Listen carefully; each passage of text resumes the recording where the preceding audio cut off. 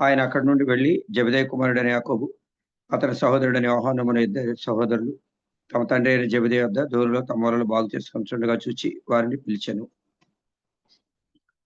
ప్రేమగల తండ్రి, పరిశుద్ధమైన దేవా, నమ్మకాన్ని ప్రభా, హెబ్రోను ప్రాంతం కొరకే స్తోత్రాలు, దాసు షేత్ గారి కొరకే వందనాలు, సందీప్ కొరకే వందనాలు, ఏర్పాటు చేయబడిన నియామకుడి కొరకై, యవనస్తుల కొరకై స్తోత్రాలు, వందనాలు. ఈ రీతిగా ఆన్లైన్లో నీ ప్రియులైన సహోదరులతో కలిసి ప్రభా నేను కూడా మీ వాక్యాన్ని షేర్ చేసుకోవడానికి ఇచ్చిన భాగ్యం కొరకై స్తుతించి గణపరిచి ఆరాధిస్తున్నాం. సరస్వతి గల తండ్రి, మమ్మీ డాడీ కొరకే వందనాలు, స్తోత్రాలు. ఆశకుడు మరి ప్రభా రమాషాయిని షారున్ కొరకే వందనాలు, స్తోత్రాలు. దైవుల తండ్రి నేను జగదీష్ కొరకు, మరి ప్రభా వాళ్ళ సిస్టర్ కొరకు వందనాలు, స్తోత్రాలు. దైవుల తండ్రి నమ్మకారు ప్రభా మరి పెద్దాపులో ఉన్న ప్రతి యవనస్తుల కొరకే, యవనస్తురాల కొరకే స్తోత్రాలు, వందనాలు. మందిరంలో బాధ్యతలు ప్రతి ఒక్కరి కొరకే మీకు స్తోత్రాలు, వందనాలు. దైవుల తండ్రి నమ్మకారు ప్రభా పాటల ద్వారా మహిమ పొందినందుకు వందనాలు, స్తోత్రాలు. వాకి ధ్యాన సమయం కూడా ఆశీర్వాదకరంగా దేవుని కరంగించండి. వందనాలు చెల్లించుకుంటూ విశ్వాసంతో రక్తపోషణ తెచ్చుకుంటూ మా ప్రభును రక్షకుడని యేసునామమున స్తుతించి ప్రార్థించి వేడుకొంచున్నాం తండ్రి, ఆమేన్.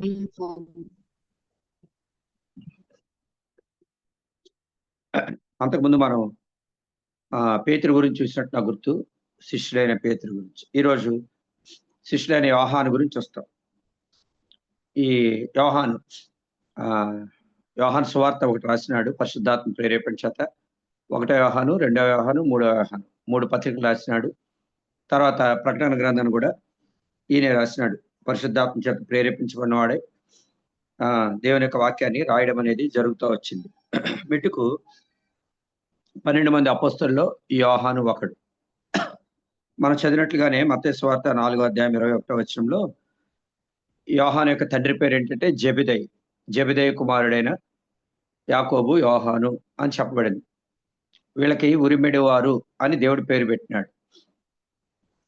యోహానికి ఒక టైటిల్ ఉంది చూడండి, యేసు ప్రేమించిన శిష్యుడు అని. యోహాను సువార్త 13వ అధ్యాయము 23వ వచనం తీసిన వాళ్ళు చదవండి. యోహాను సువార్త 13వ అధ్యాయము 23వ వచనం. చాలా చోట్ల రాయబడింది, ఉదాహరణకి ఒక వచనం. యోహాను 13:23.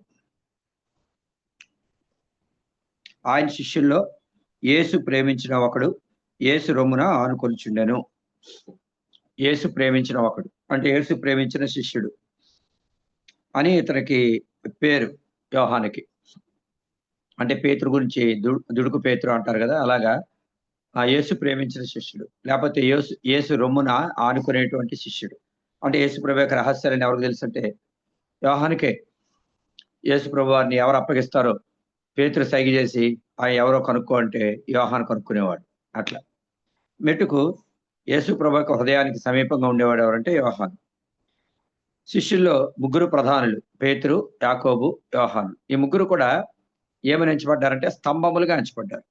సరే, యేసు ప్రభు పిలిచినప్పుడు వీళ్ళు ఏం చేస్తున్నారు? మత్తయి సువార్త మనం చదివిన లేఖన భాగానికి వస్తే 4వ అధ్యాయము 21వ వచనం. మత్తయి సువార్త కూడా ఒక చిన్న మాట రాయబడింది. మత్తయి సువార్త 4వ అధ్యాయం 21వ వచనంలో ఆయన అక్కడి నుండి వెళ్ళి జెబెదయి కుమారుడైన యాకోబు అతని సహోదరుడైన యోహాను మరి ఇద్దరు సహోదరులు తమ తండ్రి అయిన జెబెదయి వద్ద ధోనిలో తమ వలలు బాగు చేసుకుంటుండగా చూచి వారిని పిలిచింది. వీళ్ళు సోమరులు కాదు, అది they are not lazy persons. వాళ్ళు ఏంటంటే వలలు బాగు చేసుకుంటున్నారు తమ తండ్రి వద్ద ధోనిలో. తండ్రి కష్టపడుతున్నాడు, వీళ్ళు కూడా కష్టపడుతున్నారు. అంటే దేవుడు సోమరుని పిలవడు, కష్టపడేవాడిని. లేకపోతే సోమరి అయిన చెడ్డదాసుడా, అది వాడిని గద్దించినాడు. సోమరి అయినటువంటి వాడిని. సోమరి అయిన వాడికి కూడా దేవుడు ఏం చేస్తాడంటే, అంటే వాడు సోమరిగా ఉండడం దేవుని చిత్తం కాదు, ప్రతి వాడికి తలాంతి ఇచ్చినాడు. కనీసం ఒక తలాంతి ఇచ్చినాడు వాడికి. ఒకడికి 2 తలాంతులు, ఒకడికి 5 తలాంతులు, ఒకడికి ఎవని సామర్థ్యం చొప్పున వాడికి తలాంతులు ఇవ్వబడ్డం అనేది జరిగింది.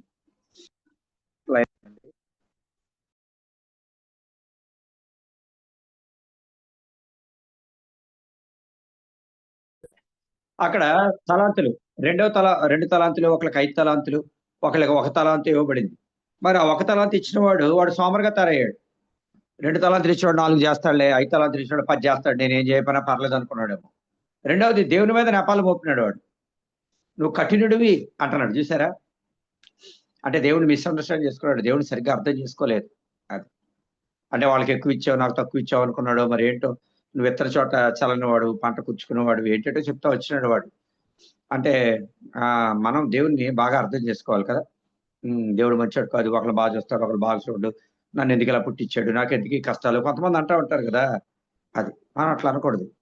సోమరి అయిన చెడ్డదాసు అలా అంటా ఉంటే, అంటే మనం నిందిస్తా పోతే లాస్ట్‌కి మనం ఎలా ఉంటామంటే, సోమరి అయిన చెడ్డదాసుడా అని మనం అనిపించుకోవాల్సి వస్తదేమో. దేవుడు మనకి ఏ టాలెంట్ ఇచ్చినాడో ఆ టాలెంట్‌ని ప్రభు కొరకే మనం వినియోగపరచవలసిన వారమై ఉంటున్నాం. మెట్టుకు ఈ జెబెదయి కుమారులు ఏం చేస్తున్నారంటే, వాళ్ళ దగ్గర వలలున్నాయి. ఆ వలలు ఏం చేస్తున్నారంటే, బాగు చేసుకుంటున్నారు. తమ యొద్ద లేని వాటిని గుర్చిన చింత వారికి లేదు. తమ యొద్ద ఏదున్నాయో వలలున్నాయి. ఆ వలలతో వాళ్ళు చేపలు పట్టుకోవాలి అంతే. లేని దాని గురించిన చింత ఎందుకు? ఏదైతే ఉందో దానిని గురించే అది. దానితోనే కదా! ఆ! 2 తలాంతులు 4 చేయాలి. 5 తలాంతులు 10 చేసాడు. 1 తలాంతు 2 చేయాల్సింది. కానీ చేయలేకపోయినాడు. వెలుపటి చీకట్లోకి త్రోయబడ్డాడు. ఏడుపు పండ్లు కొరుకుతున్నాయి. మెట్టుకు యోహానులో మనకు కనబడేది కష్టపడేటువంటి జీవితం. సోమరివాడికి ఏంటంటే, సోమరి చేపలొద్దకు వెళ్ళి వాటి నడతలను కనిపెట్టి జ్ఞానం తెచ్చుకోమని దేవుడు చెప్పినాడు. మనకు తెలుసు. ఇది మొదటి సంగతి శిష్యుడైన యోహాను గురించి. రెండవ సంగతి యోహాను మత్తయి సువార్త 10వ అధ్యాయం 2వ వచనంలో మనం చూస్తే, యేసు ప్రభువు రూపాంతరం కొండ మీదకి వెళ్ళినప్పుడు, లేక 12 మంది అపోస్తలులలో ఏర్పరచుకున్నట్లో 12 మంది ఏర్పరచుకున్నాడు. అందులో ఒకడు దేవుడు నిన్ను నన్ను కూడా ఏర్పరచుకున్నాడు. ఈ లోకంలో ఎంతో మంది ఉన్నారు. జ్ఞానులైన వారు ఉన్నారు, తెలివైన వారు ఉన్నారు, డాక్టర్లు ఉన్నారు, ఇంజనీర్లు ఉన్నారు కదా, మేధావులు ఉన్నారు, ఐశ్వర్యవంతులు ఉన్నారు. మనకంటే మంచి వాళ్ళు చాలా మంది ఉన్నారు. లోకంలో యేసు ప్రభువుని ఎరగని వారు మంచివాళ్ళు లేరా? ఉన్నారు. బ్యాడ్ హ్యాబిట్స్ లేని వాళ్ళు లోకంలో పూజలు, పురస్కారాలు, భక్తి మర్యాదలు కలిగిన వాళ్ళు యేసు ప్రభువుని ఎరగరు, కానీ భక్తి మర్యాదలు ఉన్నాయి. ఉన్నారు లోకంలో. కానీ మనం వాళ్ళకంటే చెడ్డవాళ్ళమే. మనం జనరల్‌గా కంపేర్ చేస్తే, కాసేపు బైబిల్ పక్కన పెట్టి కంపేర్ చేస్తే, నా మట్టుకు నేను లోకంలో ఉన్న అనేకుల కంటే ఎంతో చెడ్డవాడిని. అయితే దేవుడు తన మహాకృప చేత దేవుడు ఏం చేసినట్టు ఏర్పరచుకున్నాడు కదా. జగత్తు పునాది వేయబడక మునుపే ప్రేమ చేత ఆయన క్రీస్తులో ఏర్పరచుకున్నాడు. మీరు వెళ్ళి ఫలించుటకును మీ ఫలం నిలిచేటట్టుకును నేను మిమ్మల్ని ఏర్పరచుకొని నియమించితిని. నా కుమారులారా తనకు పరిచర్య చేయడానికి, తన సన్నిధిని నిలవడానికి, ధూపం వేయడానికి యెహోవా మిమ్మల్ని ఏర్పరచుకున్నాడు. కనుక అశ్రద్ధ చేయకండి. అది యోహాన్ని ఏర్పరచుకున్నట్లుగానే మొట్టమొదటిది పిలుపు కదా. యోహాన్ని పిలిచినట్లుగానే దేవుడు నిన్ను నన్ను పిలిచినాడు. అది ద కాలింగ్ ఆఫ్ జాన్. పిలిచినాడు. మనుషుల పట్ల జాలగా చేస్తా, లేకపోతే రమ్మని పిలిచినాడు, ఫాలో మీ అన్నాడు, వాళ్ళు వెంబడించినారు. దేవుడు నిన్ను నన్ను కూడా పిలిచినాడు కదా. ప్రయాసపడి భారమస్తు సమస్యలారా నా యొద్దకు రండి, నేను మీకు విశ్రాంతిని ఇస్తాను అని. అది మనం ఆయన దగ్గరకు వచ్చినప్పుడు, మన భారం ఆయన మీద వేసినప్పుడు మనకి విశ్రాంతి దొరుకుతుంది. మనం అనుకుంటాం ఇది అవిశ్వాసులకే, మనకు కాదనుకుంటాం. కాదు, విశ్వాసులకు కూడా మనం ఆయన దగ్గరికి వస్తాం. కానీ మనం ఏం చేయమంటే మన భారాన్ని ఆయన మీద వెయ్యం.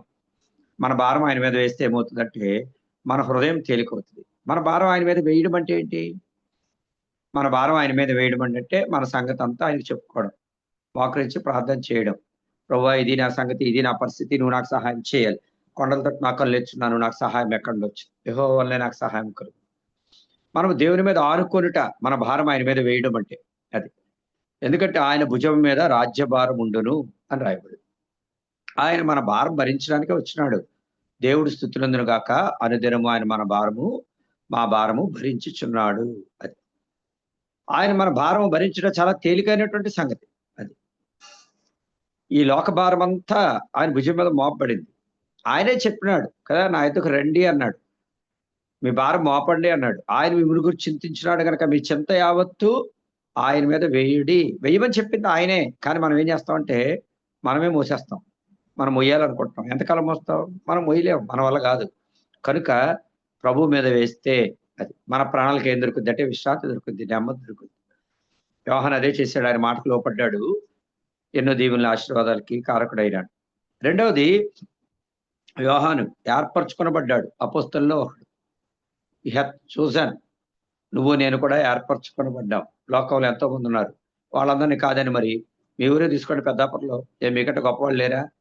బోళ్ళంత మంది ఉన్నారు. బచ్చి వాళ్ళు ఉన్నారు కదా, బచ్చి కోటేశ్వరరావు గారు, లేకపోతే ఐఎంఎస్ఎస్ స్కూల్ వాళ్ళు, లేకపోతే మరి పచ్చి పులుసు వాళ్ళు, బోళ్ళంత మంది మీ మార్కెట్లో ఇల్లు అవన్నీ మీరు చూస్తే పెద్ద పెద్ద భవంతులు. మనకంత పెద్ద పెద్ద ఇల్లేమి లేవు కదా. నీకా రకాన్ని వాళ్ళు బోళ్ళంత మంది ఉన్నారు మీ ఊర్లోనే. మరి కాకినాడలో ఎంతమంది ఉన్నారు? రాజమండ్రిలో ఎంతమంది ఉన్నారు? ఢిల్లీలో, బొంబాయిలో, మద్రాసులో, ఇంకా అమెరికాలో, కెనడాలో, రష్యాలో బోళ్ళంత మంది ప్రపంచంలో. వాళ్ళందరినీ కాదని ఈ యూనివర్స్ మొత్తాన్ని కంపేర్ చేస్తే మన స్థానం ఎక్కడ? అది మన వైపు మనం చూసుకుంటే అసలు మనం ఏ విషయంలో ఎన్నిక చేయదగిన వారం? నా మట్టుకు నేను ఆలోచించుకుంటే నేను ఏ విషయంలో ఎన్నిక చేయదగిన వాడిని కాదు. దేవుడు నన్ను ఏర్పరచుకోవడానికి కానీ, అంటే నేను సేవకుడి గురించి మాట్లాడట్లేదు. జనరల్‌గా దేవుడు నన్ను రక్షించడానికి కానీ, పరలోక జీవ గ్రంథంలో నా పేరు రాయడానికి కానీ, నరకం నుండి నన్ను తప్పించడానికి కానీ, నేనేమి ఎన్నికైన వాడిని, యోగ్యుడైన వాడిని కాదు. మనం ఇంకనూ పాపులమై ఉండగానే క్రీస్తు యుక్త కాలమున భక్తిహీనుల కొరకు చనిపోయాం. మనం ఇంకా శత్రువులమై ఉండగానే, భక్తిహీనులమై ఉండగానే దేవుడు మనల్ని ప్రేమించినాడు, ఏర్పరచుకున్నాడు. అది. రెండోది వ్యక్తిగతమైనటువంటి పిలుపు. ఇదేమో యూనివర్సల్ కాల్. అందరిని పిలిచినాడు, ఏర్పరచుకున్నాడు. దేవుని కృపను బట్టి మీరు ఆ పిలుపుకి లోబడ్డారు. రెండోది వ్యక్తిగతమైన పిలుపు. అది సేవ కావచ్చు, ఇంకోటి కావచ్చు, ఇంకోటి కావచ్చు. మెట్టుకు యోహాను ఏర్పరచుకున్నట్లుగా అంటే ఆ ఇన్నర్ సర్కిల్‌లో 12 మంది శిష్యులున్నారు. అందులో ముగ్గురు ముఖ్యులు పేతురు, యాకోబు, యోహాను. ఆ ముగ్గురిలో యోహాను ఒకడు. అది. యేసు ప్రభు యొక్క రొమ్మున ఆనుకునేవాడు. అది.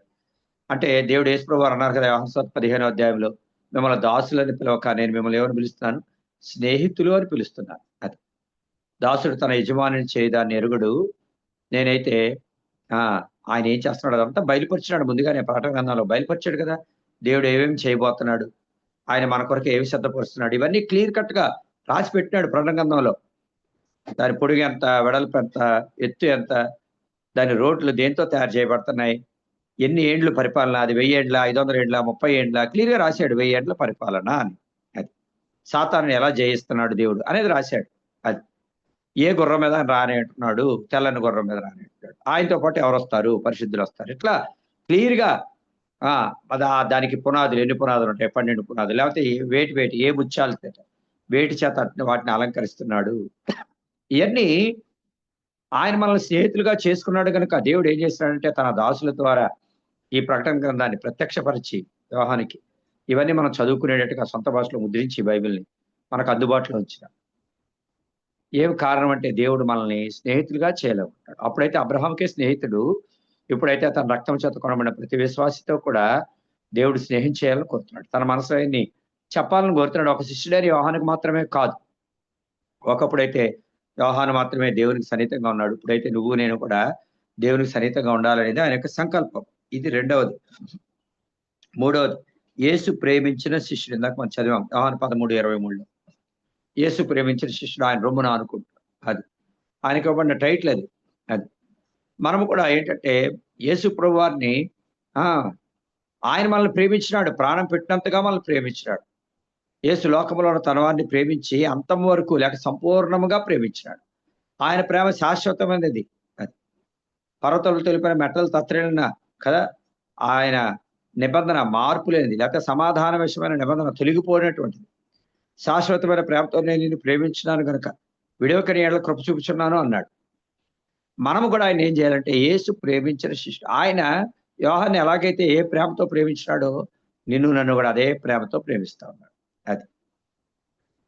కనుక ఆయన ప్రేమలో ఏమి మార్పు లేదు. యోహాన్ని ఒకలా ప్రేమించాడు, నన్ను ఇంకోలా ప్రేమిస్తున్నాడు. వాళ్ళని ఒకలా ప్రేమిస్తున్నాడు, నన్ను ఇంకోలా అలా అనుకోవడానికి ఏమి లేదు. లాజరు అలా అనుకోలేదు. లాజరు మన ధనవంతుని ఇంటి ఒకటే పడుకున్నాడు. లాజరు అలా అనుకునుంటే అబ్రహాము రొమ్మున ఆనుకోవడానికి కొనుక్కోబడి ఉండేవాడు కాదు. అది మనం నేర్చుకోవాల్సిన పాఠం. లాజరు ఎప్పుడూ అలా అనుకోలేదు. కనుకనే అబ్రహాముకి అతని యొక్క అంత్య దశ ఈ భూమి మీద కొంత ఇబ్బంది, ఇరుకు, నష్టం, కష్టం పడి ఉండొచ్చు, బాధ అనుభవించి ఉండొచ్చు. కానీ అతను చనిపోయిన తర్వాత దేవదూతలు వచ్చినారు. ఏమైందంటే అబ్రహాం రొమ్మున ఆనుకోవడానికి కొనుక్కోబడ్డాడు. హెబ్రీ 11లో రాయబడింది అబ్రహాం గురించి. వీరందరూ ఆ వాగ్దాన ఫలము అనుభవింపకపోయినను దూరము నుండి చూచి వందనము చేసి విశ్వాసము గలవారై మృతి పొందిరి అని. వాగ్దానాల ఫలం అనుభవింపలేదు వాళ్ళు. ఆకాశ నక్షత్రాలే నీ సంతానాన్ని విస్తరింపజేస్తానని అబ్రహాంకు వాగ్దానం చేసినాడు దేవుడు. ఆకాశ నక్షత్రాలు విస్తరింపజేయడం అబ్రహాం చూశాడా? ఎక్కడ చూశాడు? ఇస్సాకు ఒకడే ఒక పిల్లవాడు అబ్రహాముకి, వాగ్దాన పుత్రుడు. ఇస్సాకు 100 మంది పుట్టారా ఏంటి? ఏశావు, యాకోబు ఇద్దరు పిల్లలు పుట్టారు అంతే. మరి ఎంతమందిని చూశాడు? అంటే సంగతి ఏంటంటే వాగ్దానాన్ని నమ్మినాడు, దేవుని వాక్యాన్ని నమ్మినాడు అంతే. విశ్వాసము గలవాడే మృతి పొందాడు. అది సంగతి ఏంటంటే దేవుడు చెప్పిన ఏ మాట నిరర్థకము కానేరు. మెట్టుకు యేసు ప్రేమించిన శిష్యుడు. ఇది యోహాను గురించి చెప్పబడిన మాట. అక్కడ యోహాన్ ప్లేస్‌లో మన పేరు పెట్టుకుంటే మనల్ని కూడా దేవుడు ప్రేమించాడు. యేసు ప్రేమించిన ఆ శిష్యుడైన యోహాన్ ప్లేస్‌లో మన పేరు పెట్టుకోవచ్చు. దేవుడు మనల్ని కూడా యోహాన్ ఏ ప్రేమతో ప్రేమించాడు అదే ప్రేమతో ప్రేమించాడు. నీ కొరకు నా కొరకు ఆయన రక్తాన్ని ఖర్చినాడు. ఇది 3వది. 4వది, యోహాను సువార్త 19వ అధ్యాయంలో ఒక మాట ఉంది. యోహాను సువార్త 19వ అధ్యాయం 25వ వచనం. ఆయన తల్లియు ఆయన తల్లి సహోదరియు క్లోపా భార్య అయిన మరియు మగ్దలేనే మరియు యేసు శిలువ వద్ద నిల్చుండు. యేసు తన తల్లియు తాను ప్రేమించిన శిష్యుడు దగ్గర నిల్చుండి చూచి. ఇక్కడ 4 స్త్రీలు ఉన్నారు యేసు ప్రభు శిలువ దగ్గర. The only male disciple at the cross. చూసారా, ఇది మరీ విడ్డూరం. ఆ శిలువ దగ్గర ఒకే ఒక అతను, ఆ పక్కన పేతురు కానీ యాకోబు కానీ లేకపోతే ఇంకెవరు ఉన్నట్టు లేరు, అక్కడ రాయబడలేదు. మరి శిలువుకు దగ్గరగా ఎవరున్నారు? ఉన్న 4 స్త్రీల్లో 4 స్త్రీలు అక్కడ కనబడుతున్నారు. పక్కన ఎవరున్నారంటే యోహాను అక్కడే ఉన్నాడు. ఇంకా అక్కడ పక్కన మన పేతురు, యోహాను పక్కన పేతురు నిల్చుండనని కానీ వాళ్ళు దూరంగా ఉన్నారు. అంటే దగ్గరగా ఉన్నది ఎవరంటే యోహాను. అది అంటే శిలువకి దగ్గరగా ఉన్నటువంటి యేసు ప్రభు వారికి దగ్గరగా ఉన్నటువంటి శిష్యుడు ఎవరంటే యోహాను. మనం కూడా యేసు ప్రభు వారికి ఎలాగ ఉండాలి? దగ్గరగా ఉండాలి. అది ఇది 4వ కారణం. దేవునికి దగ్గరగా, లేకపోతే అవైలబుల్ టు జీసస్ ఆల్వేస్. అందుబాటులో. దేవుడు పిలిస్తే పలికేటట్టు. యెషయా అన్నాడు, దేవుడు అంటుంటే నేను ఎవరిని పంపుతాను నా సేవకి? ఫస్ట్ యెషయా పవిత్రపరచబడ్డాడు, నేను అపవిత్రుని అపవిత్ర పెదలుగా జనుల మధ్య నివసించేవాడును, అయ్యో నశించితిని, సైన్యములకు యెహోవా నేను చూచితిని అన్నాడు. అప్పుడు ఆ దూత కారు నిప్పు తగిలించింది, పవిత్రపరచబడ్డాడు. అప్పుడు నా నిమిత్తం ఎవడ పోడును అంటే యెషయా అన్నాడు, ప్రభువా నేనున్నాను పంపు. సమూయేలు దేవుడు పిలిచాడు. సమూయేలు ఏమన్నాడు? నీ దాసుడు ఆలకించినాడు, ఆజ్ఞయము అన్నాడు. అబ్రాహాం పిలిచాడు. అబ్రాహాం ఏమన్నాడు? ఆదికాండం 24లో ప్రభువా చిత్తము ప్రభువా అన్నాడు. అది భక్తుల్ని దేవుడు పిలిచినప్పుడు వాళ్ళన్న మాట ఏంటంటే, లార్డ్, ప్రభువా మేము లోబడుతున్నాం, నీ మాటకి మేము సంసిద్ధులం. అది అంటే దేవునికి అవైలబిలిటీ. మనం ఏంటంటే దేవుడు మాట్లాడుతుంటే మనం ఏంటంటే అతడు తడువు, లోతు గురించి అలా లేదు, అతడు తడువు చేసెను. లేకపోతే యోనా గురించి అలా లేదు, వాడు అడుగు భాగానికి పోయి నిద్రపోతున్నాడు, పోయి నిద్రపోతా అన్నాడు వాడు నావికుడు వచ్చి. చూసారా ఎలాగుందో? దేవుడు మాట్లాడేటప్పుడు వీళ్ళు ఎలాగున్నారంటే కండిషన్ ఎలాగుందంటే రెడీగా లేరు వీళ్ళు. They are not ready. బుద్ధి లేని కన్యకలు రెడీగా లేరు, డ్యూటీలు ఆరిపోతున్నాయి దేవుడు వచ్చే టైంకి. యోనాని పిలిచే టైంకి నిద్రపోతున్నాడు. లేకపోతే బుద్ధి లేని కన్యకలకి డ్యూటీలు ఆరిపోతున్నాయి. మరి సమూయేలు అలాగ లేడు, అబ్రహాం అలాగ లేడు. పిలిస్తే వెంటనే రెస్పాండ్ అవుతున్నారు. నోహ అలా లేడు, మోషే అలా లేడు. దే ఆర్ రెడీ, సిద్ధంగా ఉన్నారు వాళ్ళు. సిద్ధపడి ఉన్నవారు అతనితో కూడా లోపలికి పోయారు పెండ్లి విందుకు. ఎవరైతే రెడీగా ఉన్నారో వాళ్ళకే పెండ్లి విందు. రెడీగా లేకుండా పోతే అప్పటికప్పుడు నేను రెడీ అవుతాను అనుకుంటే దేవుడు బోర విదినప్పుడు నువ్వు రెడీ అయ్యేటువంటి టైం ఉండదు. ముందుగానే రెడీ అయి ఉండాలి. ఎప్పుడు వస్తుందో తెలియదు. అది సంగతి. మెట్టుకు ఇక్కడ రాయబడిన మాట, సిలువకి దగ్గరగా స్త్రీలందరూ స్త్రీలు 4 ఉన్నారు. అది మరి పురుషులు ఏమయ్యారు? అది పురుషులు ఏమయ్యారంటే లేరు అక్కడ. అది ఒక్కడే శిష్యుడైన యోహాను మాత్రమే నిలబడి ఉన్నాడు. ఇక్కడ విషయం ఏంటంటే మనం దేవునికి అందుబాటులో ఉన్నప్పుడు దేవుడు ఏం చేస్తాడు? గొప్ప కార్యములు చేసేవాడిగా ఉంటాడు. కానా విందులో అక్కడ దగ్గరలో ఎవరున్నారు? పరిచారకులు రెడీగా ఉన్నారు ఆయన చెప్పింది చేయడానికి. యేసు అంది, ఆయన మీతో చెప్పినది చేయండి. వాళ్ళు అందుబాటులో ఉన్నారు కనుక దేవుడు వారిని ఉపయోగించుకున్నాడు. నువ్వు నేను దేవునికి అందుబాటులో ఉంటే నీ ద్వారా నా ద్వారా దేవుడు ఏం చేస్తాడు? గొప్ప కార్యాలు చేస్తాడు. దాసుడు యజమానుడికి అందుబాటులో ఉండాలి. ఇప్పుడు వెయిటర్ ఉంటాడండి, వాళ్ళు ఏం ఆర్డర్ ఇస్తాడా రెడీగా ఉంటే బాబు ఇది బట్టరా అని చెప్పి మనం చెప్తాం. వాడు అందుబాటులో లేకపోతే బెల్లగొట్టి వెంట పలకాలి కదా అటెండర్. పలకపోతే యజమానుడు కోపం వస్తుంది. సంగతి ఏంటంటే ద అవైలబిలిటీ, మనం అందుబాటులో ఉండాలి. యోహాను అలా ఉన్నాడు దగ్గరగా. రెండవది అందులో సిలువకి దగ్గరగా ఉండట. అది సంతోషంలో అందరూ దగ్గరగా ఉంటారు కానీ మన దుఃఖంలో, కష్టంలో, బాధలో, నిట్టూర్పులో చూసారా యేసుప్రభువు కష్టం కలిగినప్పుడు ఎవరు లేరు. 5 రొట్టెలు 2 చేపలు పంచినప్పుడు మరి వాళ్ళందరూ ఎటు వెళ్ళిపోయారు? లేకపోతే ఆ గుడ్డివాడికి మరి కళ్ళు ఇచ్చాడు దేవుడు, ఆడేటి వెళ్ళిపోయాడు? ఎంతో మందికి మేలు చేశాడు దేవుడు. వాళ్ళందరూ ఆ మేలు పొందిన వాళ్ళందరూ ఏరని చూసారా? ఒక్కడ కనిపించట్లేదు సిలువుకి దగ్గరలో.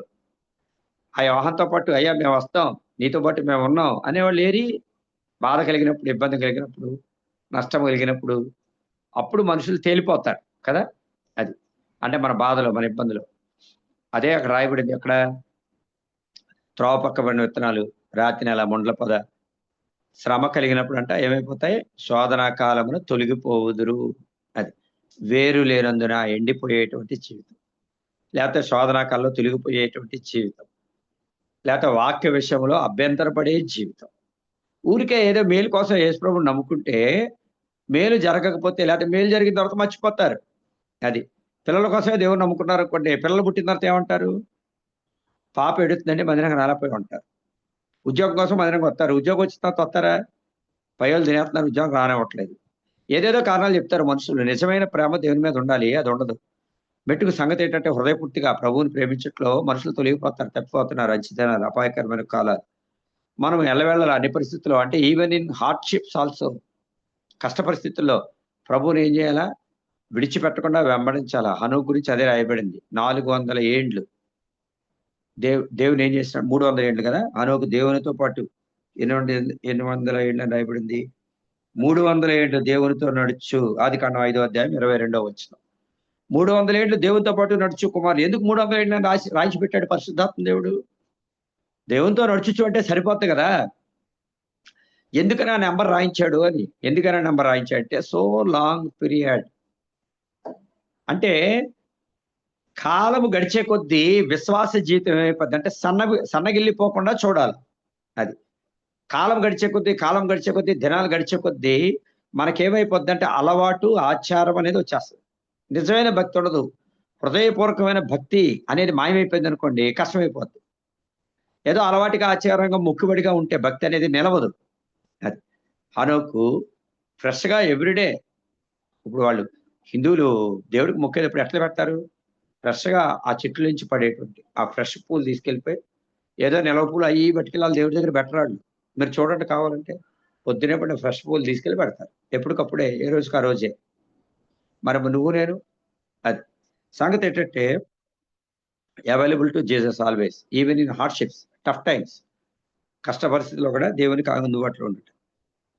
తర్వాత ఇదన్నది ఐదోది అనుకుంటాం కదా! గలతీయులకు రాసిన పత్రిక 2వ అధ్యాయం 9వ వచనంలో స్తంభములుగా ఎంచబడిన పేతురు, యాకోబు, యోహాను అనే మాట రాయబడింది. అంటే వీళ్ళ ముగ్గురు స్తంభాలుగా ఎంచబడ్డారు. పేతురు, యాకోబు, యోహాను. ఈ ముగ్గురు స్తంభాలు. ఈ స్తంభములుగా ఎంచబడిన వారిలో యోహాను ఒకడు. జయించువాన్ని దేవుని ఆలయంలో ఒక స్తంభముగా చేసేదను అన్నాడు దేవుడు. అది. స్తంభం లేదనుకోండి పిల్లర్ ఏమైపోద్ది? స్లాబ్ దేని మీద ఆధారపడి ఉంటది అంటే స్తంభాల మీద, పిల్లర్స్ మీద ఆధారపడి ఉంటది. పిల్లర్ స్ట్రాంగ్‌గా ఉండాలి. పిల్లర్ స్ట్రాంగ్ ఉంటేనే స్తంభం నిలబడుతుంది. పిల్లర్ సరిగ్గా లేవనుకోండి స్లాబ్ మరి ఎక్కడ ఆగుతది? ఆగదు. పడిపోతది కదా! అది. సంగతి ఏంటంటే అంటే ఆ సంఘము సత్యమునకు స్తంభమును, ఆధారమునైనది. అంటే బలహీనులైన వారికి ఆధారముగా లేపోతే మనం ఒక స్తంభం వలె దేవుల్లో బలముగా స్తంభం అనేది బలాన్ని చూపిస్తా ఉంది. ఆధారపడే జీవితం, లేతే ఇతరులకు మాదిరికరమైన జీవితం, లేతే దేవుల్లో బలముగా ఉండేటువంటి జీవితం, లేతే జయించేటువంటి జీవితం. జయించేవాన్ని నా దేవుని ఆలయంలో స్తంభముగా చేసింది. అంటే జయ జీవితాన్ని చూపిస్తా ఉంది. వేటిని జయించుట? అంటే మన జీవితంలో ఏదైతే బలహీనముగా ఉంటున్నామో, సామాన్యంగా వచ్చే శోధనలే. ఏదో పెద్ద పెద్ద వాటిని జయించడం గాదు. ఎవరెస్ట్ ఎక్కేయడం అని గాదు. లేపోతే చంద్రమండలం వెళ్ళడం అని గాదు. అయన్నీ ఏం గాదు. సామాన్యంగా మనుషులు కలుగు శోధనలు అంతే. ఈ లోకము, శరీరము, సాతాను. సాధారణంగా కలిగే శోధనలే. వాటి మీదే జయము అంతే. నమ్మకంగా దేవుడిని వెంబడించుట. అది. సాధారణంగా మనుషులు కలుగు శోధన తప్ప మరి ఏది మీకు సమయింపలేదు. అయితే దేవుడు నమ్మదగినవాడు అని రాయబడింది కదా! 1 కొరింథీలో. సంగతి ఏంటంటే ఆ రీతిగా స్తంభములుగా ఎంచబడిన వాళ్ళు యోహాను ఒకడు. కనుక మనము గూడా ఆ రీతిగా ఉండాలని దేవుని యొక్క కోరిక. చివరగా యోహాను గురించి చూసినట్లయితే ఇతనికి మనం ఒక పేరు పెట్టొచ్చు. అపోస్టల్ ఆఫ్ లవ్ అని. అది. ప్రేమ గురించి ఎక్కువ రాస్తూ వచ్చినాడు. ఉదాహరణకి 1 యోహాను 4వ అధ్యాయంలో చూస్తే 8వ వచనంలో దేవుడు ప్రేమ స్వరూపి. దేవుడు ప్రేమయై ఉన్నాడు అని రాసినాడు. అది. దేవుని యొక్క ప్రేమ గురించి. అదే యోహాను సువార్తలో చూస్తే ఒక్కొక్క సువార్తికుడు ఒక్కొక్కలాగా రాసి పెట్టినాడు గదా! దేవుడి గురించి. మత్తయి సువార్తకైతే రాజు గాని, మార్కు అయితే యేసు ప్రభువారిని ఎలా వర్ణించినాడు? సేవకుడిగా వర్ణించినాడు.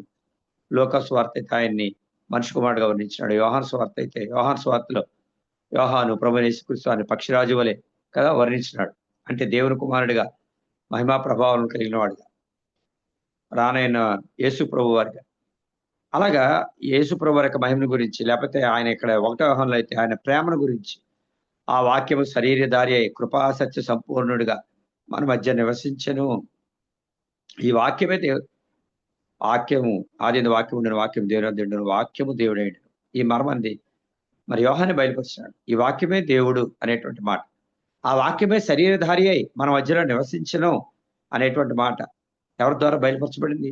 యోహాను ద్వారా మనకు బయలుపరచబడింది. మరలా దేవుడు ప్రేమే అన్నాడు, పరిపూర్ణ ప్రేమ భయంను వెళ్ళగొట్టును అనే మాట యోహాను ద్వారా బయలుపరచబడింది. ఎందుకంటే యేసు ప్రభుని ఎక్కువగా ప్రేమించినాడు ఆయన, రొమ్మున అనుకున్నాడు ఆయన. అది ఆయన్ని సలసలామండే నూనెలో పడేసినా కూడా ఆయన చనిపోలేదు. అప్పుడు వాళ్ళు ఏం చేస్తున్నారంటే తీసుకెళ్ళి పద్మస్తీపంలో వేస్తున్నారు. అక్కడ దేవుని గురించినటువంటి ప్రత్యక్షత కలిగింది యోహానికి. అప్పుడు రాసినాడు ప్రకటన గ్రంథం యోహాను. సంగతి ఏంటంటే ఎన్నో శ్రమలు గుండా వెళ్తూ వచ్చినాడు మెట్టుకు. సంగతి ఏంటంటే దేవుని కొరకు వీళ్ళందరూ ఆల్మోస్ట్ శిష్యులందరూ కూడా అసాక్షులే అయినారు. యోహాను కూడా అనేకమైన శ్రమలు సంఘం గురించి చెంత ఉండేటువంటి టైంలో ప్రభు ఆయనకి దర్శించినాడు, తన దర్శనం అనుగ్రహించినాడు, జరగబో సంగతులన్నింటినీ కూడా కదా ఆయనకి తెలియజేస్తూ వచ్చినాడు. మెట్టుకు యోహాను తండ్రి పేరు జెబెదయి, వాళ్ళ సహోదరుడి పేరు యాకోబు. యోహాను యాకోబులకు ఉన్న పేరు ఏంటంటే ఉరిమెడివారు అని అర్థం. అది బోయనెర్గెస్ అని పేరు పెట్టినాడు యేసుప్రభు, ఉరిమెడివారు. ఎందుకంటే ఏలి అగ్ని దిగి వచ్చాడు కాబట్టి వీళ్ళు కూడా ప్రార్థన చేస్తే పైనుంచి అగ్ని దిగి వచ్చి వీళ్ళని కాల్చేయమంటావా, దహించేయమంటావా అని అడిగినారు ఒకనొక సందర్భంలో యేసుప్రభు. అప్పుడు ఆయన కోప్పడతాడు, మీరు ఎట్టి ఆత్మ గలవారు అన్నారో మీరు ఎరుగుదురా అని చెప్పి ఆయన గద్దిస్తాడు. అటువంటి యోహాను ఆయన ప్రేమ గురించి మరి మారడం అనేది ఎంతో గొప్ప సంగతి. ఒకప్పుడంటే ఫైర్ ఆ రీతిగా ఎంతో తీవ్రంగా ఉండేవాడేమో ఆత్మలో. అటువంటి వ్యక్తి దేవుని ప్రేమను అర్థం చేసుకుని ఆ యోహాను పత్రికలో ఆయన ప్రేమను గురించి రాస్తూ వచ్చినాడు. రెండోది, వాళ్ళు సోమరులు కాదు, యోహాను తమ వలలో బాగు చేసుకుంటూ వచ్చినారు. మనం కూడా సోమరులు ఉండకూడదు, కానీ కష్టపడి మనకు అప్పచెప్పిన పని చేయాలి. రెండోది, అతను అపోస్తుల్లో ఒకడు కదా, హి హస్ చోజన్. దేవుడు మనల్ని కూడా ఏర్పరచుకున్నాడు ఫలించడానికి, తన పరిచయం చేయడానికి కదా. మన సోలపోతుగా ఉండకూడదు. ఒక తలాంతు ప్రతి ఒక్కరికి దేవుడు ఒక్కొక్క తలాంతు ఇస్తాడు. నాకు ఏది లేదని చెప్పడానికి లేదు. ఆ తలాంతిని ప్రభు కొరకే మనం వాడాలి. మూడోది, అతను యేసు ప్రేమించిన శిష్యుడు. దేవుడు నిన్ను నన్ను కూడా ప్రేమిస్తున్నాడు, ప్రాణం పెట్టినంతగా ప్రేమించినాడు, శాశ్వతమైన ప్రేమతో ప్రేమించినాడు. ఆయన ప్రేమలో మార్పు లేదు. అది కనుక మనం కూడా ప్రభువుని ప్రేమింపబద్ధులమై ఉన్నాం. నాలుగవది, యోహాను సిలువుకు దగ్గరగా ఉన్నాడు. He's available to Jesus in hardships, in tough times. కష్ట పరిస్థితుల్లో దగ్గరగా ఉన్నాడు యేసుప్రభుకి. అంత మాత్రమే కాదు, ఇంకోటి మర్చిపోయాను, యేసుప్రభు యొక్క భారాన్ని కూడా షేర్ చేసుకున్నాడు. అమ్మ ఇదిగో నీ కుమారుడు అన్నాడు, ఇదిగో నీ తల్లి అని. ఆ మాట శిలువ మీద పలికిన మాటలో ఒక మాట మనకు తెలుసు కదా. అంటే తన తల్లి యొక్క భారాన్ని ఎవరి మీద పెట్టినాడు? ఎవరైతే తనకు దగ్గరగా ఉన్నాడో, ఎవరినైతే మరి నమ్మినాడో, ఎవరినైతే ఎక్కువగా ప్రేమించినాడో, ఏ శిష్యుడైతే తనను ప్రేమించినాడో ఆ శిష్యుడని యోహానికి అప్పచెప్పినాడు ఆ బాధ్యత. చూసారా? అది మనము దేవుని ఎక్కువగా ప్రేమించినప్పుడు దేవుడు తన భారాన్ని మనకి పంచుకునేవాడిగా ఉంటాడు. అది మెట్టుకు దేవుని భారాన్ని ఆ సిలువ దగ్గర కొంత షేర్ చేసుకునే ఆ గొప్ప ధన్యత, గొప్ప భారం శిష్యులందరిలో ఎవరికి దొరికింది? యోహానికి మాత్రమే దొరికింది. మిగతా వాళ్ళు ఎవరికి దొరకలేదు. ఏం కారణం? తనే మరి దగ్గరగా ఉన్నాడు, మిగతా వాళ్ళు కొంచెం దూరంగా ఉన్నారు. కనుక దేవుడు యోహానికి అప్పచెప్పినాడు ఆ తల్లి యొక్క భారాన్ని. అది మెట్టుకు అవైలబిలిటీ, దేవునికి దగ్గరగా ఉండాలని తెలియజేస్తాం.